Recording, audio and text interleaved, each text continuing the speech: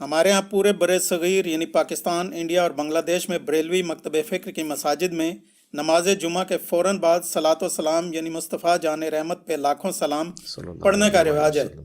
جب ان کے علماء سے پوچھیں تو وہ کہتے ہیں کہ درود و سلام اللہ تعالیٰ کی سنت ہے، لہٰذا اس کے لیے کوئی بھی وقت مختص کیا جا سکتا ہے، جبکہ دوسری طرف وہابی لوگ یعنی دیوبند اور اہل حدیث اسے بدعت کہتے ہیں۔ قرآن و سنت کی روشنی میں درست موقف کیا ہونا چاہیے؟ دیکھیں، اس میں تو کوئی شک نہیں ہے کہ درود شریف اللہ تعالیٰ کی جو نفلی عبادات ہیں ان میں سے ایک افضل ترین عبادت ہے، اور یہ درود شریف اللہ کی عبادت ہے، نبی صلی اللہ علیہ وآلہ وسلم کی عبادت نہیں ہے، کیونکہ اس میں آپ کیا کہتے ہیں؟ اللہم صلی علی محمد، اے اللہ آپ بھیجیں محمد صلی اللہ علیہ وآلہ وسلم پر درود یا رحمت، اللہم صلی علی محمد وعلی آل محمد۔ تو اللہ تعالیٰ سے ریکویسٹ کی جاتی ہے، تو یہ دعا ہے، اور دعا ہے عبادت۔ جامعہ ترمذی کے اندر، ابو داؤد میں، سنن نسائی میں حدیث ہے، الدعاء هو العبادہ، دعا ہی تو عبادت ہے۔ اور اس کے بعد نبی علیہ السلام نے جب یہ بات ارشاد فرمائی الدعاء هو العبادہ، پھر آپ نے سورۃ المؤمن کی آیت نمبر 60 تلاوت کی، ادعونی استجب لکم ان الذین یستکبرون عن عبادتی، اے میرے بندو مجھ سے مانگو میں تمہاری دعا کو قبول کروں گا، بے شک وہ لوگ جو میری عبادت سے تکبر کرتے ہیں۔ بات دعا کی ہو رہی تھی لیکن آیا عبادت سے، کیونکہ دعا عبادت ہے، ایاک نستعین بھی عبادت ہے، دعا مانگنا۔ اسی لیے ہم کہتے ہیں کہ صرف اللہ ہی کو پکارا جائے۔ تو جو لوگ میری عبادت سے تکبر کرتے ہیں میں انہیں ذلیل و خوار کر کے جہنم میں داخل کروں گا۔ سورۃ المؤمن، جسے سورہ غافر بھی کہتے ہیں، اس کی آیت نمبر ہے 60۔ اللہم اجرنا من النار، آمین۔ تو اس کے تحت درود شریف جو ہے یہ اللہ کی عبادت ہے، چونکہ وہ دعا ہے، لہٰذا جو عبادت ہے اس کے اوپر تو کوئی دوسری بات ہو ہی نہیں سکتی ہے۔ اور درود شریف کے حوالے سے تو ہمیں اللہ تعالیٰ نے قرآن حکیم میں حکماً یہ بات ارشاد فرمائی ہے، سورۃ الاحزاب کی آیت نمبر 56، ان اللہ وملائکتہ یصلون علی النبی یا ایہا الذین آمنوا صلوا علیہ وسلموا تسلیما اللہم صلی علی محمد وعلی آل محمد واصحابہ اجمعین الی یوم الدین، آمین۔ یہ آیت مبارکہ میں اللہ تعالیٰ نے واضح حکم دیا ہے کہ بے شک اللہ اور اس کے فرشتے نبی صلی اللہ علیہ وآلہ وسلم پر درود پڑھتے ہیں، اے ایمان والو تم بھی نبی صلی اللہ علیہ وآلہ وسلم پر درود اور خوب سلام بھیجو۔ اس کے کانٹیکسٹ میں جو پہلی اسلام کی تفسیر ہے نا، تفسیر تبری، امام ابن جریر تبری المتوفا 310 ہجری، ان کی تفسیر کو تفسیر ابن جریر بھی کہا جاتا ہے، ابن کثیر نے انہی سے کاپی کی ہیں اکثر چیزیں۔ انہوں نے لکھا ہے کہ یہ جو اللہ کا درود ہے نا اور فرشتوں کا درود، یہ ہے کہ فرشتے دعائے رحمت کرتے ہیں نبی علیہ السلام کے لیے، اور اللہ اپنے نبی پہ رحمت بھیجتا ہے خود، کیونکہ اسے تو کسی کے کہنے کی ضرورت نہیں۔ تو یہ اللہ کا درود ہے۔ اللہ کا درود ہمارے والا درود نہیں ہے، ہمیں اللہ کو ریکویسٹ کرنی ہوتی ہے، اللہ تو خود ہی رحمت فرما دیتا ہے۔ تو درود و سلام کے حوالے سے یہ ذہن میں رکھیے گا کہ یہ آیت جب ان اللہ و ملائکتہ نازل ہوئی تو بخاری اور مسلم دونوں میں موجود ہے کہ صحابہ نے عرض کیا، اللہ کے محبوب علیہ السلام ہم نے آپ پر سلام تو سیکھ لیا ہے، السلام علیکہ ایہا النبی، جو آپ نے سکھایا ہے تشہد کے اندر، ہم آپ پر درود کیسے پڑھیں؟ تو پھر آپ صلی اللہ علیہ وآلہ وسلم نے نماز والا درود ابراہیمی تعلیم فرمایا۔ اور جو لوگ بدبختی پہ اترے ہوئے ہیں وہ اس کو وہابی درود کہنا شروع کر دیتے ہیں، حالانکہ بخاری مسلم میں نبی علیہ السلام نے یہ درود سکھایا ہے۔ حتیٰ کہ تفسیر نعیمی جو مفتی احمد یار خان نعیمی اور ان کے بیٹے نے مل کے لکھی ہے، اس میں واضح انہوں نے لکھا ہے کہ درود ابراہیمی جو ہے یہ ایک ناقص درود ہے نماز کے باہر، اور یہ پڑھنا گناہ ہے، نعوذ باللہ، گناہ۔ وہ کہتے ہیں نماز کے اندر تو درست ہے، وہ کہتے ہیں گناہ کی جسٹیفیکیشن وہ یہ دیتے ہیں کہ جی اس میں تو اللہ کا حکم پورا نہیں ہو رہا، کیونکہ اللہ تو کہہ رہا ہے درود اور سلام دونوں بھیجو، تو اس میں تو صرف درود ہے، سلام کوئی نہیں ہے۔ دیکھیں، اور نماز میں السلام علیکہ ایہا النبی آ جاتا ہے۔ میرے بھائی سلام اور درود دونوں انٹرچینجبل الفاظ ہیں۔ اگر یہی بات آپ کی منطق مان لی جائے نا تو 99% احادیث صرف درود کے بارے میں، سلام کے بارے میں نہیں ہے۔ مثلا صحیح مسلم میں جو حدیث ہے، جو شخص اذان کا جواب دے اس کے بعد مجھ پر درود پڑے تو جو ایک دفعہ درود پڑے گا اللہ اس پہ 10 رحمتیں نازل فرمائے گا۔ اور پھر آپ علیہ السلام نے فرمایا اس کے بعد اللہ کے حضور میرے لیے الوسیلہ والی دعا مانگے تو میری شفاعت اس کے لیے حلال ہو جائے گی۔ اس میں سلام تو ہے نہیں ہے، وہاں تو کسی نے اللہ کے نبی علیہ السلام کو مشورہ نہیں دیا کہ آپ یہ ناقص بات کیوں کر رہے ہیں، درود والی آپ کو سلام بھی ساتھ کہنا چاہیے۔ خام خواہ یہ انٹرچینجبل الفاظ ہیں، جس طرح اردو میں بھی خوش و خرم، درود اور سلام۔ درود کیا ہے؟ ہم یہ ویسے فارسی زبان کا لفظ ہے، عربی میں صلاح دعا ہے، دعائے رحمت نبی علیہ السلام کے لیے۔ اور سلامتی کیا ہوتی ہے؟ وہ بھی دعائے رحمت ہی ہوتی ہے، یعنی ایک انداز ہے دونوں اعتبار سے، نبی علیہ السلام پہ کوئی درود پڑھے یا سلام پڑھے، بات تو ایک ہے۔ سنن نسائی میں حدیث ہے، جو مجھ پر ایک دفعہ درود پڑھتا ہے اللہ تعالیٰ اس پہ 10 دفعہ رحمت نازل فرماتا ہے، اور جو ایک دفعہ سلام پڑھتا ہے اللہ تعالیٰ اس پہ 10 دفعہ سلامتی نازل فرماتا ہے۔ آپ نے کبھی اس کو آپس میں کمپیئر ہی نہیں کروایا۔ جامعہ ترمذی میں حدیث ہے، قیامت والے دن سب سے زیادہ میرے نزدیک وہ ہوگا جس نے دنیا میں سب سے زیادہ مجھ پہ درود پڑا ہوگا، اس میں سلام کا ذکر ہی کوئی نہیں موجود ہے۔ جامعہ ترمذی میں ایک حدیث ہے جس کی سند کمزور ہے، لیکن اس کی صحیح سند المستدرک للحاکم کے اندر ہے، فضل الصلاۃ علی النبی کے اندر موجود ہے کہ نبی علیہ السلام ایک دفعہ مسجد میں تشریف لائے تو ممبر کی پہلی سیڑھی پر قدم رکھا، فرمایا آمین، دوسری پہ رکھا، فرمایا آمین، تیسری پہ رکھا، فرمایا آمین۔ صحابہ نے کہا ہم نے آپ کو آج وہ عمل کرتے ہوئے دیکھا جو پہلے نہیں دیکھا۔ تو آپ نے فرمایا کہ جبرائیل علیہ السلام میرے پاس آئے تھے اور انہوں نے کہا کہ یا رسول اللہ آپ میری دعا کے اوپر مہر لگائیں، آمین کہیں، کہ ہلاک ہو جائے وہ شخص جس کے سامنے آپ کا ذکر ہو اور وہ آپ پر درود نہ پڑے، اللہم صلی علی محمد وعلی آل محمد۔ ایک مجلس میں ایک دفعہ پڑھ لینا کافی ہوتا ہے، ہر دفعہ پڑھیں تو بہت اچھی بات ہے۔ تو میں نے کہا آمین۔ دوسری سیڑھی پہ قدم رکھا تو اس نے کہا کہ ہلاک ہو جائے وہ شخص جس کو ماں باپ دونوں یا دونوں میں سے کوئی ایک بڑھاپے کی حالت میں ملے اور ان کی خدمت کر کے جنت نہ کما سکے، تو میں نے کہا آمین۔ اور تیسری سیڑھی پہ اس نے کہا کہ جو شخص رمضان کا مہینہ پائے اور اللہ سے اپنی مغفرت نہ کروا سکے، وہ بھی تباہ و برباد ہو جائے، تو میں نے کہا آمین۔ تو وہاں پہ بھی درود کے الفاظ ہیں۔ جامعہ ترمذی میں مولا علی علیہ السلام نے حدیث روایت کی ہے کہ نبی صلی اللہ علیہ وآلہ وسلم نے فرمایا اصل میں کنجوس وہ شخص ہے جس کے سامنے میرا ذکر ہو اور مجھ پر درود نہ پڑے، اللہم صلی علی محمد وعلی آل محمد۔ سنن نسائی کے اندر حدیث موجود ہے، نبی علیہ السلام نے فرمایا جو مجھ پر ایک دفعہ درود پڑتا ہے اللہ تعالیٰ اس پہ 10 رحمتیں نازل فرماتا ہے، اس کے 10 گناہ معاف کر دیتا ہے، اس کے 10 درجات بلند فرما دیتا ہے، اس کے لیے 10 نیکیاں لکھ دیتا ہے۔ وہاں پہ بھی درود کے الفاظ ہیں۔ سنن نسائی میں ایک اور حدیث ہے، زید بن خارجہ کو نبی علیہ السلام نے فرمایا کہ مجھ پر درود کو لازم کر لو اور اپنی دعاؤں میں درود پڑھا کرو اور کہا کرو اللہم صلی علی محمد وعلی آل محمد۔ یہ میرا وظیفہ بھی ہے، درود شریف مختصر ترین درود ابراہیمی کا پہلا حصہ، اس میں تو حضور علیہ السلام نے سلام کا ذکر ہی نہیں کیا، اور آپ فرما رہے ہیں دعا کے ساتھ درود پڑھو۔ تو آگے سے صحابی نے کہا کہ سلام نہیں پڑھوں گا تو اللہ کے حکم کی نافرمانی ہو جائے گی اور میں گستاخ ہو جاؤں گا، تو میری دعا کہاں سے قبول ہوگی؟ کہانیاں کروائی ان لوگوں نے۔ درود کے الفاظ ہیں۔ جامعہ ترمذی میں ایک حدیث موجود ہے، ایک شخص آیا، اس نے نماز پڑھی اور ڈائریکٹ اللہ سے مانگنا شروع کر دیا۔ آپ نے فرمایا اس نے جلدی کی۔ ایک اور سائل آیا، اس نے پہلے اللہ کی حمد بیان کی، پھر درود پڑھا اور پھر اللہ سے مانگا۔ تو آپ نے فرمایا سل تعطا، سل تعطا، مانگ تجھے دیا جائے گا، مانگ تجھے دیا جائے گا۔ اور دوسرے شخص کو حضور نے بلا کے کہا کہ پہلے اللہ کی حمد بیان کرو، پھر مجھ پہ درود پڑھو اور پھر اللہ سے مانگو۔ یہ دعا کا سلیقہ ہے۔ وہاں پہ بھی سلام کے الفاظ موجود نہیں ہیں۔ سر 99.99% احادیث میں صرف درود کے الفاظ ہیں۔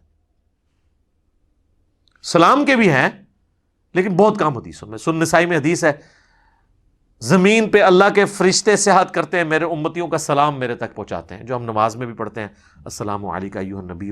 ہاں قبر رسول پہ پڑھیں تو وہ لادہ درجے کی ایک فضیلت ہے۔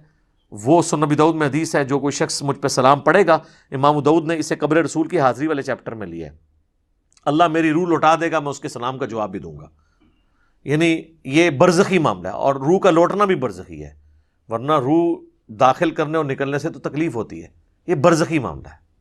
اور اگر وہ کہتا ہے نہیں یہ فزیکل ہے، تو کیا نبی علیہ السلام کے سلام کے جواب دینے کی آواز ہمیں باہر آتی ہے؟ نہیں۔ تو ہمارا بھی وہاں تک پہنچنا برزخی ہے، ان کا بھی ہم تک پہنچنا برزخی ہے۔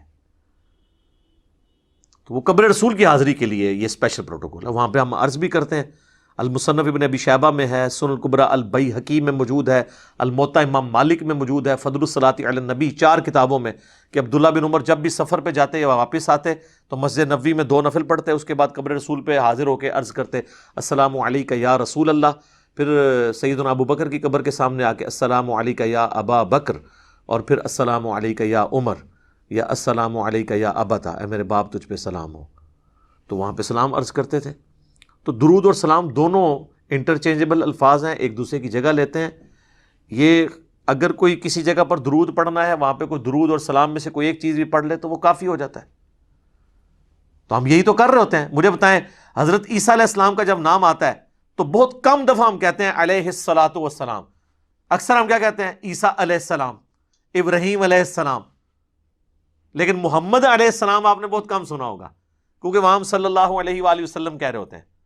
ادروائز یہاں پہ بھی محمد علیہ السلام بھی کہہ سکتے ہیں آپ، کوئی حرج نہیں ہے. تو یہ خام خواہ ان چیزوں کو یہ ایشو بناتے ہیں اور پھر لوگوں کے اوپر فتوے لگاتے ہیں. اور انہوں نے یعنی چیزیں ڈیوائز کی ہوئی ہیں، اور وہ کہتے ہیں جی اب جو بندہ جمعے کے بعد مصطفیٰ جان رحمت پہ لاکھوں سلام نہیں پڑھتا تو وہ اس کے دل میں بغض رسول ہے. دیکھیں، اندازہ کریں. یعنی اس کا تو مطلب یہ ہے کہ کل کو میں کوئی مسجد بناؤں اور اس میں اپنا لکھا ہوا کوئی نعتیہ کلام وہاں پہ جاری کر دوں ہر نماز کے بعد، جس میں نبی الاسلام کی تعریف ہو، اور جو کوئی شامل نہ ہو میں کہوں یہ گستاخ رسول ہے. پھر ہمیں مصطفیٰ جان رحمت پہ لاکھوں سلام سے کوئی چڑ نہیں. میں تو یہاں پڑھوایا ہے اسٹیج سے کئی دفعہ. اس کے بعد اشعار تو بہت ایکسٹرا آرڈنری اشعار ہیں. چند ایک چیزوں سے ہمیں بھی اختلاف ہے. نعت کے طور پہ آپ ضرور پڑھیں. وہ صحیح مسلم میں حدیث ہے کہ حسان ابن ثابت جو تھے وہ نبی الاسلام کے لیے نعت پڑھا کرتے تھے. باقاعدہ نعتی اشعار موجود ہیں. اور بخاری اور مسلم دونوں میں حدیث ہے، اے اللہ روح قدس کے ذریعے حسان کی مدد فرما، جس طرح کہ عیسیٰ ابن مریم کی ہوئی تھی. نبی الاسلام تو دعا کرتے تھے نعت پڑھنے والوں کے لیے. نعت کے طور پہ ضرور پڑھیں، لیکن جب آپ کسی چیز کو اجتماعی عبادت کی شکل دیں گے اور اسے کسی جگہ فکس کریں گے، جس طرح انہوں نے ہر نماز جمعہ کے بعد صلاۃ والسلام کھڑے ہو کے یوں پڑھتے ہیں اور اسے فکس کر لیا اس اعتبار سے، اور کھڑے ہو کر صلاۃ والسلام ایک دائرہ بنا کے، اور جو نہیں پڑھتا اس کو کہتے ہیں اس کے دل میں بغض ہے. حالانکہ ان سے پوچھے کہ صحابہ کرام صلاۃ والسلام اس طرح جمعے کے بعد پڑھتے تھے؟ ہیں اینج کریں گے، عربی میں ہی بتا دیں کہ پڑھتے تھے کہ نہیں. ہم کہتے ہیں یار اذان کے ساتھ درود نہ پڑھو، اذان کے بعد آپ درود اور دعا مانگو. مسلم شریف میں حدیث ہے شفاعت واجب ہو جائے گی. پہلے کیوں پڑھتے ہو؟ اس کا حصہ کیوں بنا دیا ہے؟ وہ کہتے ہیں ہم وقفہ کر لیتے ہیں، اور وقفہ بھی کرتے ہیں جب بجلی ہو، جب بجلی آف ہو، اسپیکر بند ہو، تو بغیر صلاۃ والسلام کے ہی اذان دے دیتے ہیں، کیونکہ وہ کسی اور کو سنا رہے ہوتے ہیں. تو کہتے ہیں جی کیا ہوا اگر ہم نے پہلے ملا لیا؟ تو ہم کہتے ہیں کیا حضرت بلال نے صلاۃ والسلام پڑھا تھا؟ ہیں؟ اور یہ سیم بات غلام مسعود سعیدی صاحب نے بھی شرح صحیح مسلم میں، بریلویوں کے خود اتنے بڑے محدث گزرے ہیں اور کسی حوالے سے میرے استاد بھی ہیں، تو انہوں نے لکھا ہے کہ حضرت بلال کے دل میں ہم سے زیادہ عشق رسول تھا، لیکن وہ اذان سے پہلے درود و سلام نہیں پڑھا کرتے تھے. اور ان کی مسجد میں بلکہ 1-2 راتیں رہا بھی ہوں، تو انہوں نے منع کیا ہوا تھا وہاں. کبھی کبھار وہ اپنے مکتب فکر کے شر سے بچنے کے لیے 3-4 دن بعد نا ایک دفعہ درود پڑھوا لیتے تھے، وہ بھی بعد میں. ویسے وہ اذان کے ساتھ درود نہیں پڑھواتے تھے. تو ہم جب کہتے ہیں تو وہ فوراً فتویٰ لگاتے ہیں. وہ کہتے ہیں نہیں بغض ہے جبھی تو منع کر رہے ہیں نا. ٹائم کوئی اللہ نے بتایا نہیں ہے. اگر اللہ نے ٹائم نہیں بتایا تو جب مرضی پڑھیں. تو سر پھر ہم آپ سے عرض کریں گے، کیا آپ مسجد میں جاتے وقت ٹوائلٹ کی دعا پڑھیں گے، یا ٹوائلٹ میں جاتے وقت دعا پڑھتے ہوئے ساتھ دروشی بھی پڑھیں گے؟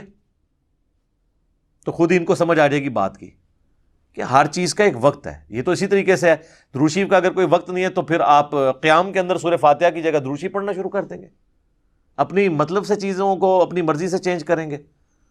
تو آپ حدیث سن لیں جامعہ ترمذی کے اندر، عبداللہ بن عمر کے سامنے ایک شخص کو چھینک آئی، اس نے کہا الحمدللہ والسلام علی رسول اللہ، تمام تعریفیں اللہ کے لیے اور سلام ہو نبی صلی اللہ علیہ وآلہ وسلم پر.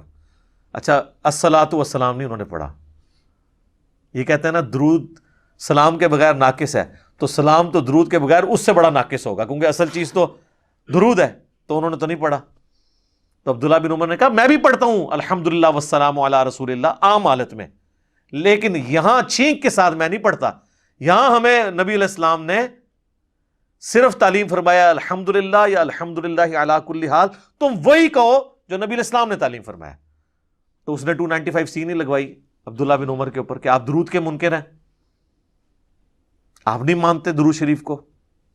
ان کی تربیت نبی علیہ السلام نے کی تھی. بخاری اور مسلم دونوں میں حدیث ہے، ایک صحابی کو آپ صلی اللہ علیہ وآلہ وسلم نے رات کے وقت وضو کے بعد سونے سے پہلے ایک دعا تعلیم کی. اس میں الفاظ تھے بِنَبِيِّكَ الَّذِي أَرْسَلْتَ، میں ایمان لایا اس پر جو میرے نبی کے ساتھ، تیرے نبی کے ساتھ اے اللہ نازل ہوا. تو اس نے اس دعا کو ریپیٹ کرتے ہوئے پڑھ دیا بِرَسُولِكَ الَّذِي أَرْسَلْتَ. بہتر الفاظ استعمال کیے، سپرلیٹو ڈگری ہے رسول. رسول تو صرف 315 ہیں، باقی تو 1,00,000 سے زیادہ انبیاء ہی ہیں. تو آپ فرمایا تم نے میرے الفاظ کیوں چینج کیے، وہی کہو جو میں نے کہا ہے. تو اس نے آگے سے نہیں کہا کہ یا رسول اللہ میں نے تو بہتر ڈگری لگا دی ہے، تو آپ قبول کر لیں، اس کو بدعت حسنہ کے طور پہ قبول کر لیں. آپ علیہ السلام کو پتا تھا کہ الفاظ نہ چینج کریں گے تو پھر معاملات خراب ہوں گے. اچھا پھر ان کے پاس ایکسکیوز باقی وہ رہ جاتا ہے، وہ دیکھیں جی منع کہاں ہے. اس کا بھی ہم نے ان کو جواب دیا ہے کہ منع تو ہو گیا نا جب جنرلی آپ علیہ السلام نے فرما دیا. صحیح مسلم میں 2005 نمبر حدیث امام جعفر نے امام باقر سے اور امام باقر نے جابر بن عبداللہ سے روایت کی رضی اللہ عنہم اجمعین و علیہم السلام اجمعین کہ نبی علیہ السلام ہر خطبے سے پہلے کہتے تھے اما بعد فإن خیر الحدیث کتاب اللہ وخیر الہدی ہدی محمد صلی اللہ علیہ وآلہ وسلم وشر الامور محدثاتها وکل محدثۃ بدعہ وکل بدعۃ ضلالہ وکل ضلالۃ فی النار. کچھ الفاظ مسلم کے ہیں، کچھ سنن نسائی کے، کچھ ترمذی کے. آگاہ ہو جاؤ سب سے بہترین کلام اللہ کی کتاب ہے، سب سے ہدایت یافتہ راستہ محمد صلی اللہ علیہ وآلہ وسلم کا ہے. بدترین کام وہ ہیں جو دین میں خود سے داخل کر دیے جائیں، اور وہ تمام کام بدعتیں ہیں، تمام بدعتیں گمراہیاں ہیں، اور تمام گمراہیاں آگ میں لے جانے والی ہیں. اللہم اجرنا من النار، آمین. تو اب حضور آپ کو کیسے منع کریں؟ آپ جنرل کہہ رہے ہیں کہ میں نے جو تعلیم کیا اس سے ہٹ کے آپ نے نہیں کرنا. بخاری اور مسلم دونوں میں حدیث ہے من احدث فی امرنا ھذا فہو رد، جس نے ہمارے دین میں جو ہم نے تعلیم کیا ہے کوئی بات نہیں داخل کر دی وہ مردود ہے. اگر کوئی کہے گا نا میں فجر کے 3 فرض پڑھوں گا، ایک فالتو ہی ہے، مردود ہو جائے گی. اچھا 2 کی بجائے 1 پڑھنے سے مردود ہونا تو سمجھ آتی ہے، 2 کی بجائے 3 پڑھنے سے مردود کیوں ہو جائے گی؟ کیونکہ نبی علیہ السلام کے پیٹرن سے ہٹ جائے گی. عبادت کی قبولیت کے لیے پہلی شرط عقیدے کا درست ہونا، دوسری شرط نبی علیہ السلام کے طریقے پہ ہونا، اور تیسری شرط اخلاص بھی ہو، اللہ کے لیے ہو رہا ہو، دکھلاوے کے لیے نہیں. پھر نبی علیہ السلام کا طریقہ چھوڑ دیا تو پھر آپ کی کہاں سے عبادت قبول ہونی ہے؟ پھر بھی ان کو سمجھنا ہے. پھر میں ان کو اینٹی وینم الزامی جواب، پھکی جسے میں پنجابی میں کہتا ہوں، وہ دیتا ہوں کہ اچھا یہ بتاؤ کہ جنازے کی اذان منع کہاں ہے؟ وہ کہتا ہے جی نبی علیہ السلام نے دی نہیں ہے. یہ تو کوئی ایکسکیوز نہیں ہے. اذان کیا برا کام ہے؟ نیکی کا کام ہے، کرو. بخاری مسلم میں حدیث ہے اذان کی آواز سن کے شیطان کی ہوا خارج ہو جاتی ہے اور وہ بھاگ جاتا ہے.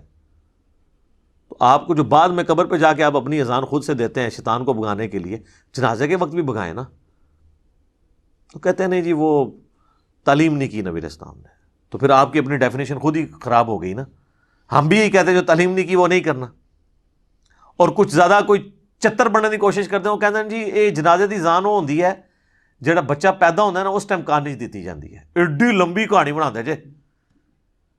یہ کس آیت اور حدیث میں لکھا ہوا ہے کہ یہ وہ والی اذان ہوتی ہے؟ خام خواہ اذان کا مقصد ہمیشہ نماز کے اعتبار سے لوگوں کو بلانا ہوتا ہے. تو اس کا تو مطلب ہے کہ جب بچے کے کان میں اذان دی جائے تو اسپیکر میں دیا کریں تاکہ سارے گھر آپ کے پہنچ جائیں اور کہیں جی آج جنازہ پڑھنا آیا ہے تھا دسو کو ہونا ہے. پھر اس طرح کی گلاں ہو گے تو جو آپ اسی دیا گے نا. نان سینس باتیں کرتے ہیں. عید کے لیے میں نے بات کی، وہ کہتے ہیں نہیں دیکھیں جی بخاری مسلم میں آتا ہے کہ نبی علیہ السلام عید کی اذان نہیں دیا کرتے تھے، صرف جماعت ہوتی تھی. تو اس میں منع تو کہیں نہیں لکھا ہوا کہ آپ منع کرتے تھے، کیونکہ آپ تو کہتے ہیں جو اللہ کے نبی نے کیا یا نہیں کیا اگر وہ اچھا کام ہے اور منع نہیں کیا تو جائز ہے، تو عید کی اذان دے نا. تو کہیں گے نہیں. تو یہاں پہ بھی آپ یہی سمجھیں. تو یہ بدعت کو سمجھیں، یہ بہت سینسٹیو ایشو ہے. اس طرح تو ہر شخص اپنی مرضی کا دین ڈیوائز کرنا شروع کر دے گا. وہ کہتے ہیں نہیں جی ایک حدیث ہے صحیح مسلم کے اندر کہ جس نے اسلام میں اچھی بدعت جاری کی اسے ثواب ملے گا، اور جتنے لوگ عمل کریں گے اس کا ثواب بھی ملے گا. جس نے بری بدعت جاری کی تو اس کا وبال اس پہ ہوگا، اور جتنے لوگ عمل کریں گے ان کا وبال بھی اس پہ پڑے گا. سر یہ کہیں مسلم شریف میں ان الفاظ کے ساتھ نہیں ہے، یہ الفاظ ہیں سنت حسنۃ اور سنت سیئۃ. جس نے اچھی سنت جاری کی اور جس نے بری سنت جاری کی. اچھا طریقہ، سنت مانے طریقے کے. اور یہ پوری حدیث جو ہے یہ بیان نہیں کرتے، اس میں خود ہی کلیئر ہو جائے گا کہ نبی علیہ السلام کے پاس کچھ نیو مسلم آئے جن کے پاؤں میں جوتیاں بھی نہیں تھیں اور غربت کے آثار ان پہ نمایاں تھے. نبی صلی اللہ علیہ وآلہ وسلم نے خطبہ دیا مسجد کے اندر نماز کے بعد، اور اس میں آپ علیہ السلام نے قرآن پاک سے جو ہے وہ انفاق فی سبیل اللہ سے متعلق آیات تلاوت کی اور ترغیب دلائی. تو لوگ اپنے اپنے گھروں کو گئے تاکہ ان نیو مسلمز کی مالی مدد کریں. تو ایک شخص گیا، وہ اتنا بڑا جو ہے نا وہ بھر کے نا بورا، صحابہ کہتے ہیں بڑی مشکل سے وہ گھسیٹتا ہوا لا کے مسجد کے سین میں اس نے رکھا. تو اس کو دیکھ کے باقی لوگوں کو بھی ہمت ہوئی، اپنے گھروں سے سامان لے کے آئے. تو نبی علیہ السلام نے اس شخص کے بارے میں فرمایا جس نے اسلام میں اچھا طریقہ جاری کیا، اسے ثواب ملے گا، اور جتنے لوگ اس کو دیکھ کے کریں گے اسے بھی ثواب ملے گا. تو یہ مسجد میں لا کے اللہ کی راہ میں خرچ کرنا، اس میں کون سی بدعت ہوئی تھی؟ یہ طریقہ تھا. آج اس طریقے کی ماڈرن فارم ہو سکتی ہے، آپ آن لائن کسی مدرسے کے اکاؤنٹ میں پیسے ٹرانسفر کرتے ہیں. تو یہ تو نبی علیہ السلام کے زمانے میں نہیں تھا. لیکن مسجد یا مدرسے کی خدمت کرنا مال کے ذریعے تو صحابہ کی سنت تھی. سیدنا عثمان نے 3 دفعہ جنت کی بشارت اسی کے اوپر پائی ہوئی ہے نا. طریقہ بدل گیا. طریقے تو بدلتے رہیں گے. نبی علیہ السلام نے اونٹ پہ حج کیا، ہم جو ہے وہ جہاز پہ جاتے ہیں. طریقہ بدلا لیکن عبادت کا طریقہ نہیں بدلا. مڑ مڑ کے بھی مثال دے دینا، اور جی مسجد میں قالین ڈلوا لیے، اے سی لگوا لیے، یہ بدعت نہیں ہے سر، اس لیے کہ اس کا نماز سے کوئی تعلق ہی نہیں ہے. آپ تو زبان سے نیت کرتے ہیں، کبھی آج تک آپ نے کبھی دل میں بھی یہ نیت کی ہے، زبان سے تو نہیں کی ہوگی، کہ اوپر اس قالین کے، سامنے اس ٹھنڈے ٹھنڈے اے سی کے، نیچے اس فانوس کے، منہ طرف خانہ کعبہ شریف. تو اس کا مطلب دین کا حصہ ہی نہیں ہے. دین کو فیسیلیٹیٹ کرنے والا ایک طریقہ ہے. جیسے کہ صحیح بخاری اور صحیح مسلم، یہ امام بخاری امام مسلم نے ایک طریقہ اڈاپٹ کیا ہے. یہ ویڈیو کیمرے میں ہم جو کچھ ریکارڈ کر رہے ہیں یہ ایک طریقہ ہے. ریکارڈ دین ہی ہو رہا ہے، طریقہ ہے. تو طریقے تو اسی طریقے سے اگلے زمانوں میں لوگ گٹھلیوں کے اوپر شمار کرتے تھے، اب الیکٹرانک کاؤنٹر آ گئے. ایک اچھا طریقہ ہے. تو اسلام میں اس طرح کے طریقے جو جاری ہوئے ہیں ان کے اوپر بشارت ہے. اور برے طریقے اگر کوئی جاری کرے گا تو ظاہر ہے اس کے اوپر وبال ہوگا. تو یہ اچھی بدعت اور بری بدعت والا معاملہ نہیں ہے، اچھا طریقہ اور برا طریقہ ہے. بدعت کی ڈیفینیشن کو اس حوالے سے، اور پھر یہ اتنے اس معاملے میں سخت ہیں. اسی جمعے کو ہم نے ایک جگہ مسجد میں نماز پڑھی. اب وہ مسجد بھی یعنی وہ جنہوں نے بنوائی ہے، ایک بھائی ان کا اہل حدیث ہے، ایک بریلوی ہے. امام مسجد انہوں نے وہ رکھا ہوا ہے ایک بریلوی، اور جو خطبہ دیتے ہیں وہ ایک اہل حدیث ٹائپ ہیں بھائی، تنظیم اسلامی کے جو رفع الاجدین سے نماز پڑھتے ہیں. تو نماز پڑھ کے ہم نکلے ہیں تو انہوں نے جناب سپیکر آن کر کے ایک بچہ کھڑا کر کے 2 بندے کھڑے کر کے مصطفیٰ جان رحمت پہ لاکھوں سلام شروع کر دیا، اور عجیب و غریب نظروں سے باقیوں کو دیکھ رہے ہیں کہ یہ لوگ پڑھ نہیں رہے. انہوں نے یعنی یہ سمجھا کہ اب یہ اس جمعے کا حصہ بن گیا، تو بنا دیا انہوں نے. وہ کہتے ہیں جمعے والے دن درود شریف کی بڑی فضیلت ہے. سر درود شریف کی فضیلت ہے جب آپ انڈیویجولی پڑھتے ہیں، بالکل ہے. ابو داؤد میں حدیث موجود ہے، مشکات کے اندر بھی ہے کہ جمعے کا دن تمام دنوں کا سردار ہے. اس دن آدم علیہ السلام پیدا ہوئے، اس دن وہ فوت ہوئے، اس دن پہلا سور پھونکا جائے گا، اسی دن دوسرا سور پھونکا جائے گا. تم جمعے کے دن مجھ پہ درود کی کثرت کرو، بے شک تمہارا درود مجھ پہ پیش کیا جاتا ہے. ایک صحابی نے عرض کیا اللہ کے نبی جب آپ مر جائیں گے اور آپ کی ہڈیاں مٹی میں مل جائیں گی، الفاظ ذرا غور کریں، کوئی گستاخی کا فتویٰ نہیں لگا ان پہ، تو کیا آپ پہ اس وقت بھی درود پیش ہوگا؟ تو آپ نے فرمایا ان اللہ حرم علی الارض ان تاکل اجساد الانبیاء، بے شک اللہ نے مٹی کے لیے حرام کر دیا ہے کہ وہ نبیوں کے جسموں کو کھائے. مجھ پہ اس وقت بھی درود پیش ہوگا. تو ظاہر ہے درود شریف جمعے والے دن پڑھنا چاہیے. اللہم صلی علی محمد وعلی آل محمد. ہم تو پڑھتے ہیں اہتمام کے ساتھ جمعے والے دن درود شریف، لیکن اس کو آپ مصطفیٰ جان رحمت پہ لاکھوں سلام کس طرح فٹ کر رہے ہیں؟ بریلویوں نے یہ نشانی بنا دی، دیوبند نے جی وہ ایک درود شریف وہ جی 80 دفعہ پڑھ لیں جمعے والے دن 80 سال کے گناہ معاف ہو جائیں گے. بریلویوں کو بھی بتایا جاتا ہے وہ اللہم صلی علی محمد النبی الامی وآلہ وسلم تسلیما. تو سر یہ القول البدیع کتاب میں موجود ہے اس کا ریفرنس, اور وہ جو اس کا راوی ہے نا امام سخاوی, وہ نبی علیہ السلام کے 500 سال بعد آیا اور اس نے بغیر سند کے یہ حدیث لکھی ہے. یہ حدیث کہاں ہے؟ اس کی کوئی ملتی جلتی کوئی سند موجود ہے طبرانی میں بھی, وہ بھی متروک اور ضعیف راویوں سے ہے. 80 سال کے گناہ اس طرح معاف نہیں ہوں گے. اسی تو لوگ پھر صرف جمعہ ہی پڑھتے ہیں, اس کے بعد 80 دفعہ درود شریف پڑھ لیتے ہیں. 5 وقت کی نماز ہی چھوڑی ہوئی ہے لوگوں نے. اس طرح نہیں 80 سال کے گناہ معاف ہوتے. تو درود شریف آپ پڑھیں, ضرور پڑھیں, لیکن جب آپ ایون آپ 100 دفعہ پڑھیں, 80 دفعہ پڑھیں, پڑھنا چاہتے ہیں ضرور پڑھیں, لیکن جب آپ ہلکا بنائیں گے, ایک اجتماعی شکل دیں گے, یہ یاد رکھیں پیٹ رول بدعت کا. انڈیویجولی آپ جو مرضی کریں, جو کتاب و سنت میں آیا ہوا ہے, ٹائم سے ہٹ کے بھی, تو اس کے اوپر کوئی فتویٰ نہیں لگتا. وہ ہر شخص کو حق حاصل ہے نفلی عبادت جس ٹائم مرضی کرے, اللہ جن اوقات کے اندر منع ہے. وہ ہم یہی کہیں گے کہ منع کن اوقات میں ہے. میں آپ کو نہیں کہوں گا اشراق آپ نے فجر کا وقت ختم ہونے کے 20 منٹ بعد ہی پڑھنی ہے, آپ بے شک 2 گھنٹے بعد پڑھ سکتے ہیں. لیکن جو اجتماعی چیزیں ہیں نا, جیسے ہی اجتماعیت آئے گی تو ہر وہ چیز جو نبی علیہ السلام نے تعلیم نہیں فرمائی بدعت ہو جائے گی. مثلا اگر کوئی اشراق کی اذان شروع کروا دے, اذان نہ بھی شروع کروائے, اعلانیہ کہنا شروع کر دے کہ آؤ جی اشراق پڑھیں, بدعت ہو جائے گی. ویسے مسجد میں لوگ جمع تھے, بائی چانس نفلی جماعت کروا لی, وہ بخاری مسلم میں حدیث ثابت ہے کہ ہو سکتا ہے. لیکن اسپیشلی روزانہ بیٹھنا, بندوں کو اکٹھا کر کے اشراق پڑھوانا جماعت کے ساتھ, بدعت. انڈیویجول آپ کریں, انڈیویجولی آپ تسبیح پہ پڑھیں, گٹھلیوں پہ پڑھیں, کوئی حرج نہیں ہے. ابو داؤد میں حدیث ہے, ایک صحابیہ پڑھ رہی تھی, نبی علیہ السلام نے اس کو منع نہیں کیا, بلکہ آپ نے کہا اس سے آسان وظیفہ تعلیم فرماتا ہوں, ہمارے نزدیک گٹھلیوں پہ پڑھنا جائز ہے, آپ تسبیح بھی پڑھ سکتے ہیں. لیکن اگر آپ بندے اکٹھے کر لیں اور آگے ایک چادر بچھا کے گٹھلیاں رکھ لیں اور اجتماعی اس کو شکل دے دیں, تو اس کے اوپر بدعت کا فتویٰ لگ جائے گا. اور یہ میں بدعت کا فتویٰ اپنی طرف سے نہیں لگا رہا. سنن دارمی میں اتنی رکت انگیز حدیث ہے المقدمہ کے اندر, مقدمے کے اندر, سنت کی اہمیت کو اجاگر کرنے کے لیے. اور امام دارمی وہ ہیں جن سے آلموسٹ 70 احادیث امام مسلم نے لی ہیں. امام مسلم کے استاد ہیں امام دارمی. اور کتب ستہ کے بعد جس کتاب کا نمبر ہے نا, الموطا امام مالک اور مسند احمد کو چھوڑ کے, وہ سنن دارمی ہے. اس کے مقدمے میں یہ روایت موجود ہے, بریلویوں نے چھاپی بھی ہے, آپ خود پڑھ لیں. کوفے کی جامع مسجد کے اندر کچھ لوگ بیٹھ کے گٹھلیوں کے اوپر پڑھ رہے ہوتے ہیں سبحان اللہ, الحمدللہ, لا الہ الا اللہ, اللہ اکبر. سر اس سے افضل کوئی وظیفہ ہی نہیں ہے. صحیح مسلم میں حدیث ہے کہ جن چیزوں پہ سورج طلوع ہوتا ہے نا, مجھے ان کلمات سے بڑھ کر کوئی اور عزیز چیز نہیں ہے. جن پہ بھی سورج طلوع ہوتا ہے, یعنی دنیا اور جو کچھ اس کے اندر ہے, سے بڑھ کے مجھے محبوب ہے سبحان اللہ والحمدللہ ولا الہ الا اللہ واللہ اکبر. یہی تسبیح فاطمہ میں بھی الفاظ ہیں. تو ابو موسیٰ اشعری رضی اللہ تعالیٰ عنہ نے مسجد میں دیکھا کہ اس طرح, تو ایک بندہ بولتا ہے جی پڑھو 100 دفعہ سبحان اللہ. لوگ 100 دفعہ سبحان اللہ پڑھتے ہیں اور وہ اپنی گٹھلیاں پھینکتے ہیں.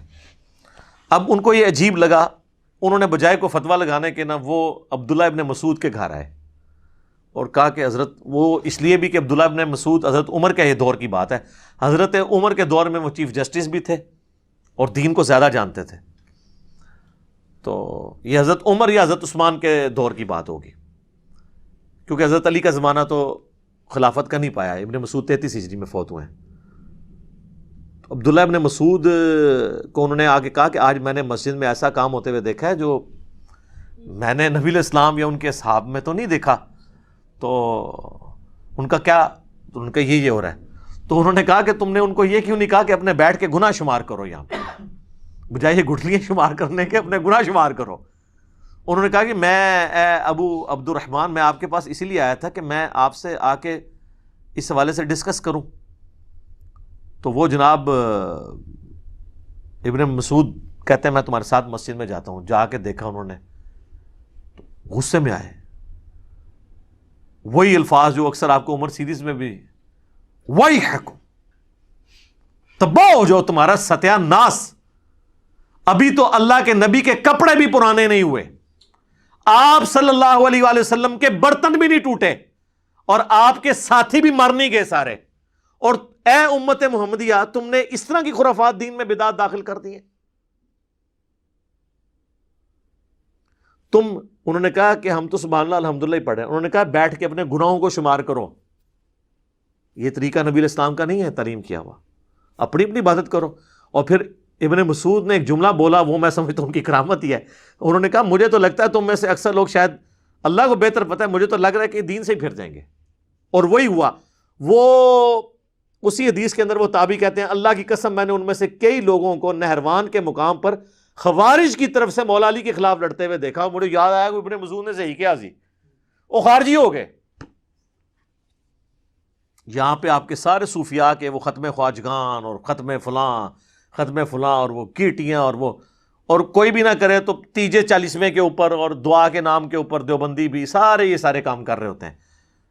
تو ہم جب ان کو سمجھاتے ہیں تو وہ کہتے ہیں جناب آپ لوگ ان چیزوں کو صحیح نہیں مان رہے، آپ اللہ کے ذکر سے روک رہے ہیں، آپ جو ہے وہ منکر ہو گئے ہیں۔ تو خدا کے لیے ہوش کے ناخن لیں، یہ جو اس کو لازم کر کے جمعے کا حصہ بنا دیا ہوا ہے، بلکہ ہمارے تو پنجاب میں تو اکثر مساجد میں فجر کے بعد بھی یہ پڑھا جاتا ہے، جمعے والی بات نہیں رہی، اب تو فجر کے بعد بھی پڑھا جاتا ہے۔ اور کئی مساجد ایسی ہیں کراچی میں آپ چلے جائیں جہاں روزانہ ایک نیا سلام پڑھتے ہیں، وہ میرا خیال انہوں نے اسی لیے نیا رکھا ہے کہ جی دیکھیں ہم بدل کے پڑھ رہے ہیں، ہم نے ایک کو مخصوص نہیں کر لیا۔ لیکن یہ بدعت ہی ہے جو آپ نے نا اجتماعی عبادت کوئی بھی دین میں خود سے داخل کر کے اس طریقے سے اس کا پابند کرنا، یہ غلط ہو جائے گی۔ انڈیویجول آپ بے شک کریں۔ آپ کوئی کہہ سکتا ہے یہ جو درس قرآن مسجد کے اندر ہوتے ہیں یا درس حدیث ہوتے ہیں یہ بھی تو اجتماعی ہے، یہ نبی علیہ السلام نے مقرر نہیں فرمایا۔ سر اس کی تو دین اصل میں ہے کہ صحابہ کرام اجتماعی شکل میں ہی درس میں شریک ہوا کرتے تھے۔ بخاری مسلم میں آتا ہے عبداللہ ابن مسعود کہتے ہیں کہ میں تمہارے لیے ہفتے میں ایک ہی دن مقرر کروں گا، کیونکہ نبی علیہ السلام بھی ہمیں ہفتے میں ایک ہی دن جمعرات کے دن واز کیا کرتے تھے تاکہ ہم اکتا نہ جائیں۔ تو صحابہ کرام علمی حلقوں میں بیٹھ کے لوگوں کو سکھانا یہ اصل ہے، پوری کی پوری دین میں موجود ہے۔ اس کے لیے آپ کوئی بھی ٹائم رکھ لیں، کوئی حرج نہیں ہوگا۔ یہ وہ اجتماعی حلقے ہیں جن کی اصل ہے، اور وہ جن اجتماعی حلقوں کی بات کرتے ہیں نا جی، بخاری مسلم میں ہے کہ جی وہ فرشتے اللہ کے ذکر کے حلقے تلاش کر رہے ہوتے ہیں، اور پھر وہ اللہ تعالیٰ کے پاس واپس جاتے ہیں تو وہ گفتگو بڑی وہ مزے لے کے سناتے ہیں کہ جی اللہ تعالیٰ بخش دیا ان کو بھی اور جتنے لوگ وہاں پہ تھے، اور اگر ایک ویسے بھی ساتھ گزر رہا تھا وہ بھی بخشا گیا۔ تو یہ اللہ کا ذکر تو نہیں تھا۔ مسلم شریف میں الفاظ ہیں کہ جہاں پہ لوگ اکٹھے ہوتے ہیں قرآن کی تعلیم سیکھنے اور سکھانے کے لیے اور تلاوت کے لیے، قرآن کی تعلیم کے حلقے، بابوں کی تعلیم کے حلقے نہیں، کتابوں کی تعلیم۔ اسی تو ہم کہتے ہیں کہ مرنے سے پہلے اے مسلمان کر لے اس پہ غور، کتابوں کا خدا اور ہے، بابوں کا خدا اور۔ یہ بار بار میں آپ کو چیز ہائی لائٹ کرتا ہوں کہ خدا کے لیے بدعت کے ایشو کو ہلکا نہ جانے۔ وہ پنجابی کہتے ہیں ایک غریب تو بدتمیز، ایک خود آپ دین میں چیز داخل کرتے ہیں جو نہیں کر رہا ہوتا، اس کے اوپر گستاخی کے فتوے لگا رہے ہوتے ہیں۔ تو آپ دین میں یہ جو چیزیں انجیکٹ کر رہے ہیں، ظلم تو آپ نے کیا ہے۔ نبی علیہ السلام نے جب واضح فرما دیا ہے کہ بھی من احدث فی امرنا ھذا فہو رد، تو مردود ہوگا۔ تو اچھا طریقہ اور بدعت، اس میں فرق رکھنا ہے، کیونکہ یہ سارے ان چیزوں کی پلی لیتے ہیں اور وہ کہتے ہیں جناب جو پرنٹنگ پریس پہ قرآن چھپ رہا ہے، یہ بدعت نہیں ہے۔ یہ بدعت اس صورت میں ہوگی جب قرآن ایسا چھپے جو اللہ کی طرف سے نازل نہیں ہوا۔ جب وہی ہے تو آپ جس مرضی طریقے سے کریں۔ اس کا تو مسلم شریف کی جو میں نے حدیث بتائی کہ اسلام میں اچھا طریقہ جاری کرنے والے پہ ثواب ملے گا۔ ہم یہ ویڈیو کیمرے میں ریکارڈنگ کروا رہے ہیں، یہ ایک اچھا طریقہ ہے۔ قرآن و سنت کے سافٹ ویئرز بنے ہوئے ہیں، یہ اچھا طریقہ ہے۔ ان کو ان چیزوں کے ساتھ میچ نہ کریں، اور لہٰذا کسی پہ فتوے نہ لگائیں، اور پیار اور محبت کے ساتھ جو بندہ تنگ کرتا ہے نا، اس سے کوئی بحث کرنے کے بجائے میری یہ ویڈیو اس کو پیار محبت سے شیئر کروائیں کہ یار ایک بار یہ دیکھو تو صحیح کہ ایشو کیا ہے۔ اصل میں صلاۃ و سلام سے کسی کو چڑ نہیں ہے، مسئلہ یہ ہے کہ آپ وہ چیزیں اسلام کے اندر داخل کر رہے ہیں کہ جن کی اثر موجود نہیں ہے۔ میں آپ کو ایک مزے کی بات بتاؤں، یہ بات ہے 2000 کی یا 1999 کی نا، ہم دعوت اسلامی کا ایک مدنی قافلہ لے کے نا قائد اعظم یونیورسٹی کے اسلام آباد، تو اس وقت کٹر ظاہر ہے ہم سبز پگڑی باندھتے تھے۔ میرے پاس ایک پروفیسر آ کے بیٹھے، وہ مجھے کہنے لگے بیٹا میں پچھلے دنوں انڈیا گیا ہوا تھا، تو مجھے کہنے لگے مجھے یہ بتائیں کہ یہ جو اذان کے بعد، یہ جو نماز کے بعد آپ بلند آواز سے کلمہ پڑھتے ہیں بریلوی حضرات، تو یہ سنت ہے؟ تو میں نے کہا نہیں جی یہ تو کوئی سنت نہیں ہے. میں نے کہا میں تو پڑھتا ہی نہیں ہوں.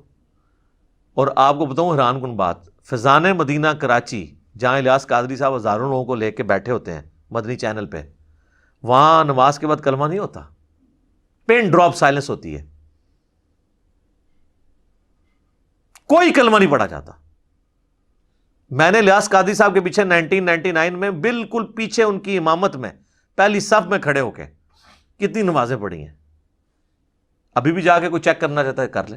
لیکن پنجاب میں دعوت اسلامی کے کئی مراکز ہیں، وہاں پہ کلمہ ہو رہا ہے، پتہ ہے ان کو کہ یہ غلط ہے، کہ جو لوگ لیٹ ہو جاتے ہیں ان کی نماز ڈسٹرب ہو جاتی ہے، لیکن نہیں، روک نہیں سکتے. یہ ہمارے کالا دیو والی جتنی مسجدیں ان کے انڈر آتی ہیں، یہ جو کوٹلی والے پیر ہیں کشمیر والے، کشمیر میں ان کی سینکڑوں مساجد ہیں، کہیں پہ کلمہ نہیں اونچی آواز سے پڑھا جاتا. تو وہ پروفیسر صاحب مجھے کہنے لگے کہ جی اب وہ ان پہ تو اوسی پڑ گئی نا. میں نے جب بات کی، میں نے کہا یہ تو کوئی نہیں، ہم تو نہیں پڑھتے. تو کہنے لگے میں یہی آپ کو بتانے لگا تھا کہ میں باقاعدہ بریلی اعلیٰ حضرت کے مزار پہ میں نے حاضری دی ہے، اور وہاں ان کی جو اپنی مسجد ہے اعلیٰ حضرت کی، جہاں ان کی اولاد نمازیں وغیرہ پڑھاتی ہے، جو مدرسہ ہے منزل الاسلام، وہاں پہ تو نماز کے بعد کلمہ نہیں اونچی آواز سے پڑھا جاتا. تو پھر بریلوی خود بھی کیا بریلوی ہیں؟ یہ سوچنے کی بات ہے نا، کہ بس ایویں سن سنا کے سننی، جس کو میں کہتا ہوں ٹنی، پڑھ پڑھا کے سننی نہیں. میں کہتا ہوں جی اعلیٰ حضرت کی تعلیمات میں کئی باتیں ایسی ہیں جن پہ یہ عمل کر لینا تو باقی مکاتب فکر کے ساتھ یہ کئی اختلافات ختم ہی ہو جائیں. احکام شریعت میں اعلیٰ حضرت نے لکھا ہے کہ نبی علیہ السلام کی مبارک جالیوں کے بارے میں کہ ان کو آپ چھو نہیں سکتے. عام قبر کے بارے میں لکھا ہے اس کے سامنے حد رکوع جھک نہیں سکتے. قبر کو چومنا، وہ کہتے ہیں چومنے میں اختلاف ہے، لیکن میرے نزدیک بہتر ہے کہ چوما بھی نہ جائے، حد رکوع جھکا بھی نہ جائے، اس کو ہاتھ بھی نہ لگایا جائے. تو یہ قبروں کو چومنے چاٹنے والے سارے لوگ کون ہیں؟ تو تعلیمات کو، اور اعلیٰ حضرت نے کوئی اسلام جاری نہیں کیا کہ بھی انہوں نے کہا کہ میری مسجد میں جو ہے مصطفیٰ جان رحمت پہ لاکھوں سلام پڑھا جائے.